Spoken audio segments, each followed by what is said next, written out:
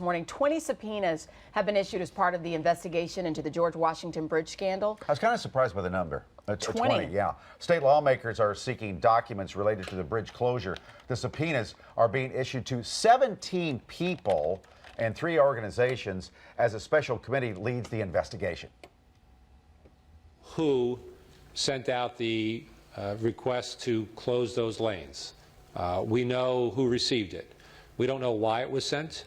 We don't know who gave that person authorization to send it. We don't know why she felt empowered to send it. Well, the full list of those being subpoenaed won't be released until they actually are physically served with the documents. You know, we're going to have yours being subpoenaed. Our legal experts will explain what this all means. Why don't we get to it right now? Let's bring in former federal prosecutor and defense attorney Rocco Cipparone. Good morning to you. Hey, Rocco. Good morning, guys. How are you surprised by the amount? Mike and I were just saying 20 subpoenas? I'm not surprised by it. I think we're going to see 3 categories of people subpoenaed: people who were involved in the incident, people who early on in the administration investigated the incident, and unfortunately maybe people who interfered with the investigation. I guess for sure the main players that we've heard over and over again, his chief of staff who he fired, people pretty darn close to him for years. Give us some of the names here. There's 3. Would the governor ever receive one of these? You know, I think it's in the early stages, unlikely that the governor will receive a subpoena. If I were handling the investigation, I think I would start with Bridget Kelly. That's her on the right. Who started this whole thing, or at least in terms of the text. David Wildstein in the middle. David Wildstein would be subpoenaed. I think we're going to see subpoenas to people like Charlie McKenna, who is the governor's chief of staff and was with him in the U.S. Attorney's office, who conducted the initial investigation. So Rocco, help me understand then here.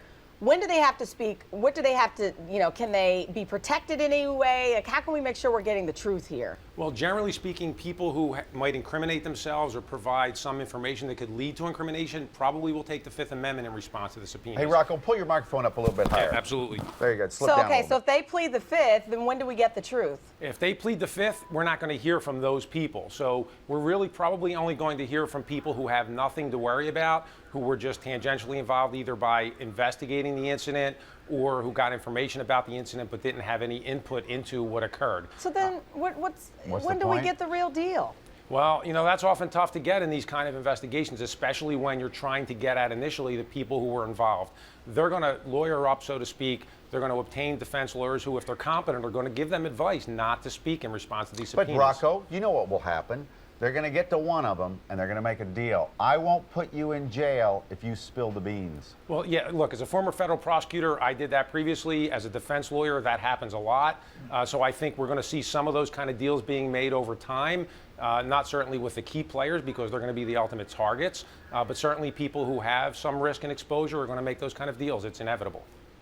Oh my! Now, how soon will all? Did I have it right? The reason why we can't give the specific names, even though some of them are so obvious, is it still physically they are handed a piece of paper? They're still physically handed a piece of paper. Typically, an investigator will go out and either serve on their lawyers if they already have lawyers, or on them directly a piece of paper. So they may show up at homes at 6 o'clock in the morning or at places of employment and hand deliver those subpoenas.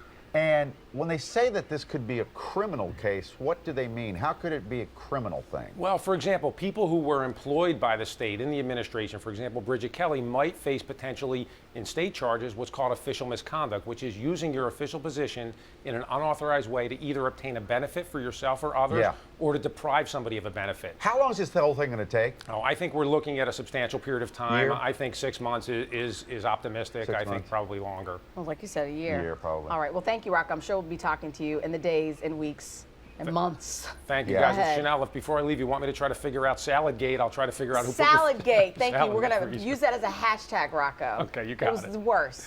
Good My to see you kale guys. is frozen. It's bigger than Bridgegate. Thank you, Rocco. He's a Jersey guy himself. Hey, 7:30.